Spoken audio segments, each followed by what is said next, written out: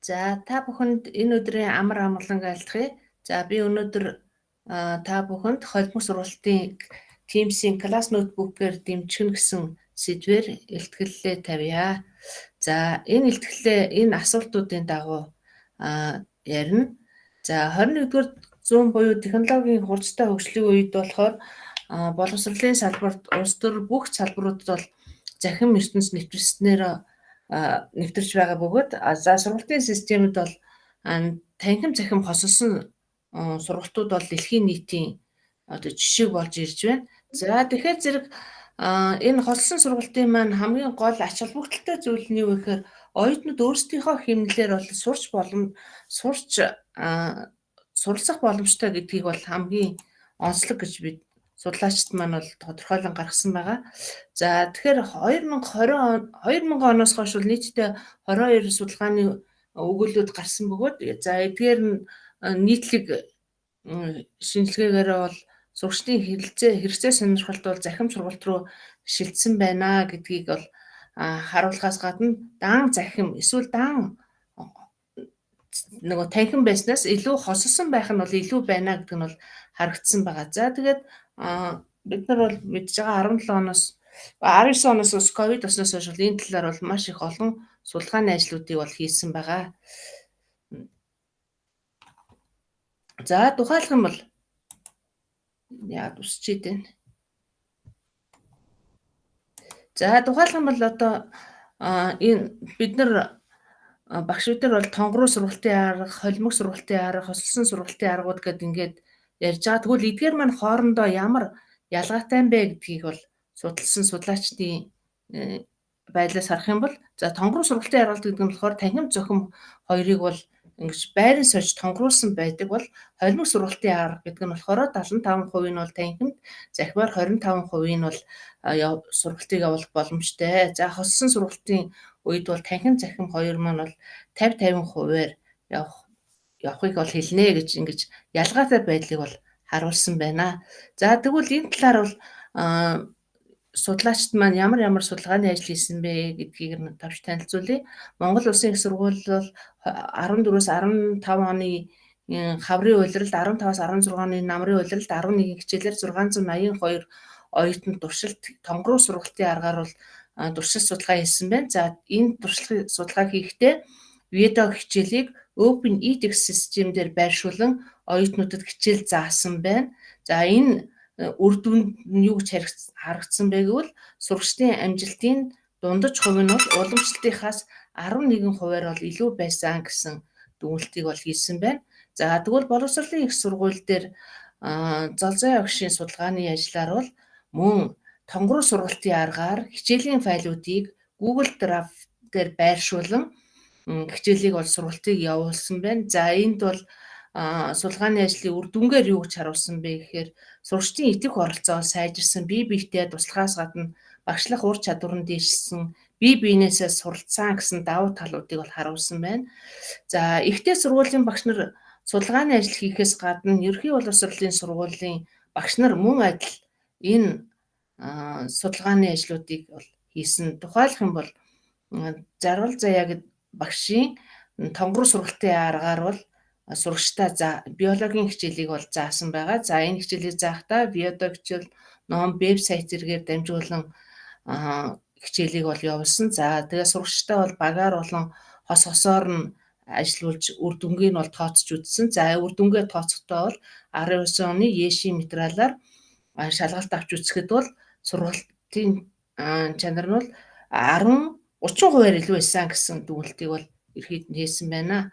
За тэгвэл яг хосон сургалтын арга гэдэг маань ер нь яавал үр дүнтэй байх вэ гэдгийг нь бол 23 онд шүтээсийн нээлттэй боловсролын төвөөс ЮНЕСКОгийн хамтарсан багш Чарльз Грахам Цэрэнчимэд багш нар бол удирдан явуулсан байгаа. За энэ хосон сургалтын арга зүйн энэ арга замаар хичээлээ заах нь бол ямар хичээлийг яаж бэлтэх үү, түүнийг яаж үнэлэх үү, хичээлийг үнэлэх, сурагчдыг үнэлэх, хичээлээ үнэлэх гэдэг дээр бол онцгойлон анхаарсан байгаа. За тухайлбал одоо бид нар бол багшийн үнэлгээ, шууд бус үнэлгээ гэж байсан бол одоо дээр нь нэмээд сэргээгт хүнлэгээг оруулж ирэх хэрэгтэй байна. Бид нар нэгэнт вето хичээлүүд байгаа, мөн бас PDF файлууд байж байгаа. Тэгвэл тэндээ бол апдейт хийх хэрэгтэй гэдэг энэ судалгааны ажлуудыг бол хийх нь зөв юм аа гэдгийг бол харуулсан байна. За ингээд математик 2 гэсэн хичээлийг бол холимог аргаар бол заасан байгаа. За тэгээд энд заахдаа Teams class ноутбукийг бол ашигласан. За энд бол судалгааныхаа асуултыг бол оюутнуудын мэдлэг чадвар одоо сайжирч ахиц зэвсэлт байна уу? Туршилтын анги болон хяналтын ангийн оюутнуудын шалгалтын үнэлгээ, статистикийн ажилбартай ялгаатай байна уу гэсэн судалгааны асуултыг дэвшүүлэн хийлээ. За туршилтыг хийхин тулд дараах зорилтуудыг тавьсан. За туршилтын анги, хяналтын 1, 2 дугаар ангийг авч үзлээ. Teams дээр болохоор математик 102 гэсэн хичээлийг бол класс ноутбукийг идэвхжүүлэн ажилуулсан. За улирлын 30 онооны шалгалтыг авч үр дүнгийн SPS програмаар боловсруулан дүгнэлт хийхээс гадна оюутнуудаас Google формоор сэтгэл ханамжийн судалгааг бол авсан байгаа.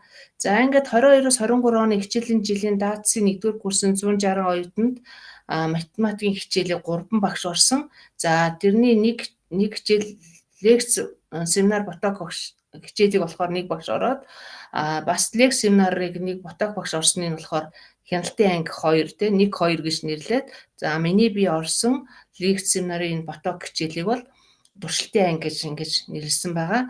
За хяналтын анги 1 2-д орсон багш нарын маань заах арга зүй нь бол уламжлалт сургалтын аргаар бол хичээлээ явуулсан байгаа. За ингээд Teams дээр математик 2 гэсэн хичээлийн файлыг бол үүсгэлээ. За энд багшийн юун дээр болохоор дижитал хавцсан дээр болохоор хичээлийн тэмдэглэл, лекц, семинар, бие даалт, квиз гэсэн асуултуудаар үүсгэлээ. За энэ хичээлийн тэмдэглэл дотор нь болохоор хичээлийн сэдэв агуулга. За энд бол 16-7 хоногт хичээл агуулга. За хичээлийн оноожуулалт гэдэг бол маш чухал. Ямар оноогоор хэдэн оноо дүгнэх вэ гэдгийг нь бол харуулсан байгаа. За суралцсан үр дүнгээ болохоор нөгөө колон 1 2 3 4-өөрөө ингэж оруулж өгөөд за энэ суралцсан үр дүнгээ өрөвгээр үнэлэх энэ үнэлгээнүүдээ ингэж оруулж өгсөн байж байгаа. За тэгээд мөн тэмдэглэл хэсгээр хизээ юу хийх вэ, сорил ямар хэмжээгээр авах вэ гэдгийг нь бол оруулж өгсөн байгаа.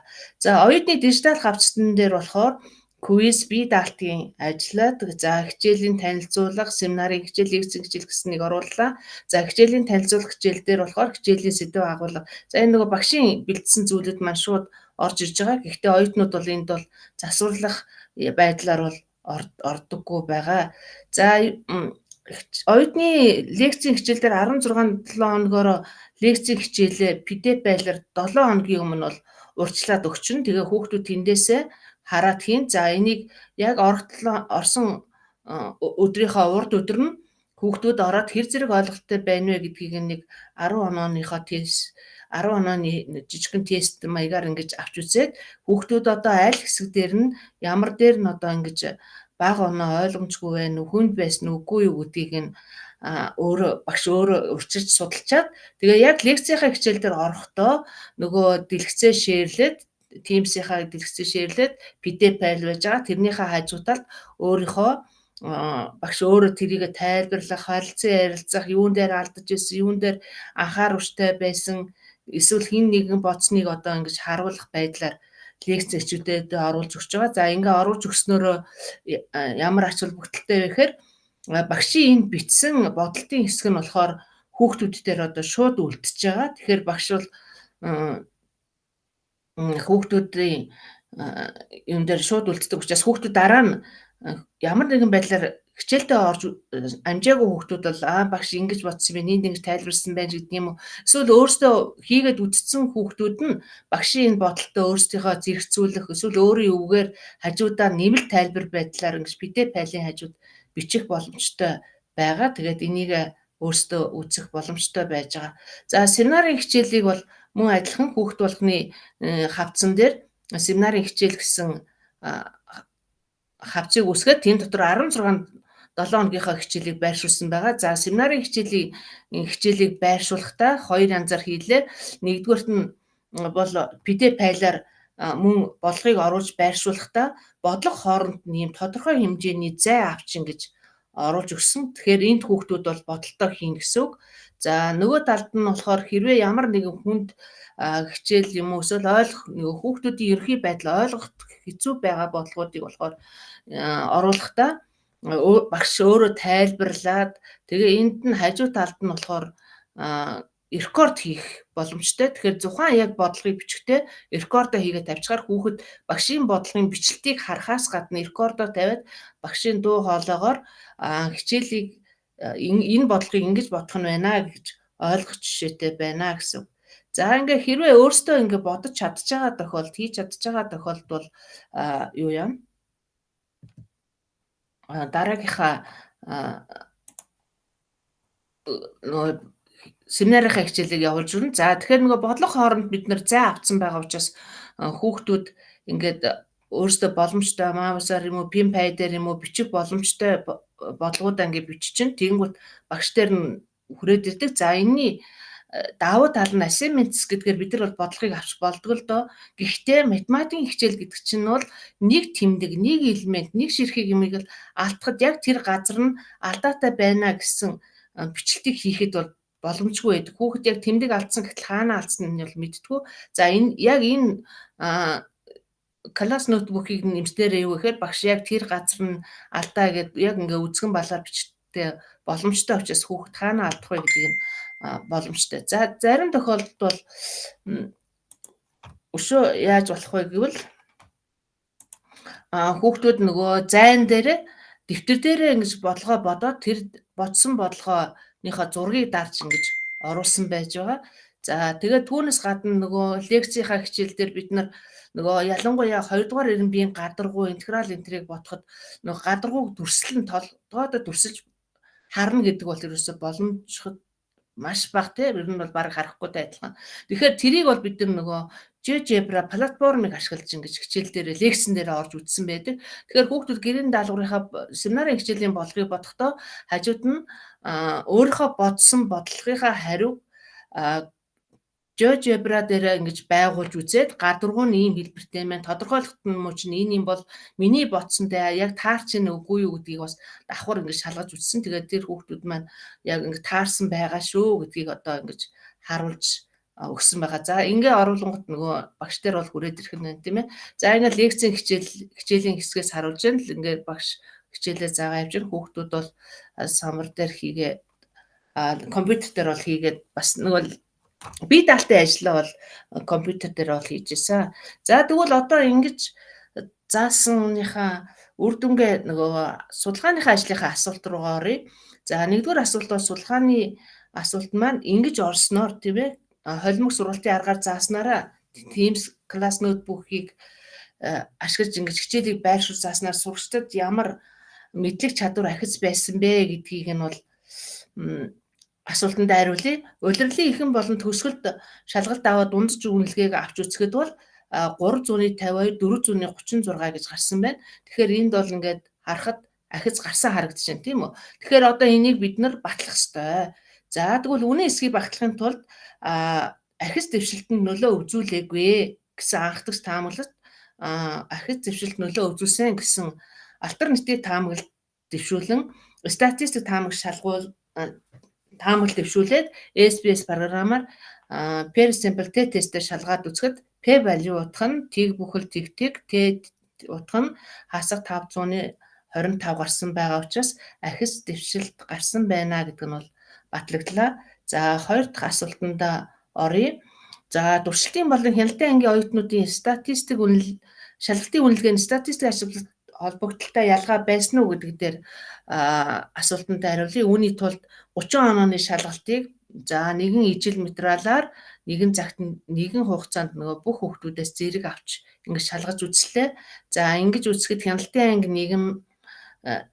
нэгтэй нь болохоор туршилтын анги нь 16632, хяналтын 2 ангитай 1712 гэж туршилтын анги нь болохоор 1892 гэсэн дундаж үнэлгээтэй гарсан. За тэгвэл энэ статистикийн асуудалтай ялгаа байна уу гэдгийг нь бол Уучлаарай дэдгэр маашаа цаг дууссан байгаа.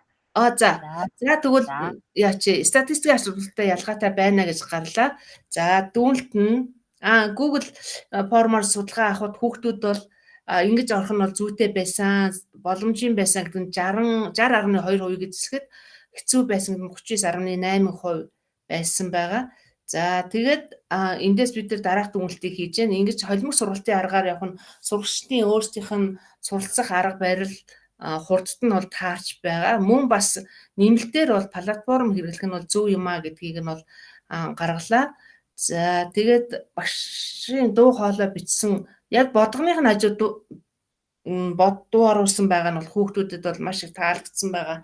За нөгөө яагаад хэцүү байсан бэ гэдэг 39.8% нь хэцүү байсан гэж хариулсан. За энийг нь яагаад ийм хэцүү байсан бэ гэдгийг тодруулж асуулгыг харахад 16-7 хоногийн лекц семинарын файлууд их учраас одоо ингэж уншихад нөгөө гар утасны хурдаас хамаарат уншихад бол хэцүү байсан. Ер нь бол гар утсан дээр ажиллахад бол төвөгтэй байдаг. Харин суурин компьютер болон ноутбук дээр ажиллахад бол тохиромжтой байсан гэсэн ийм хариултуудыг өгсөн байлаа. За ингэж анхаарал хандуулсанд баярлалаа.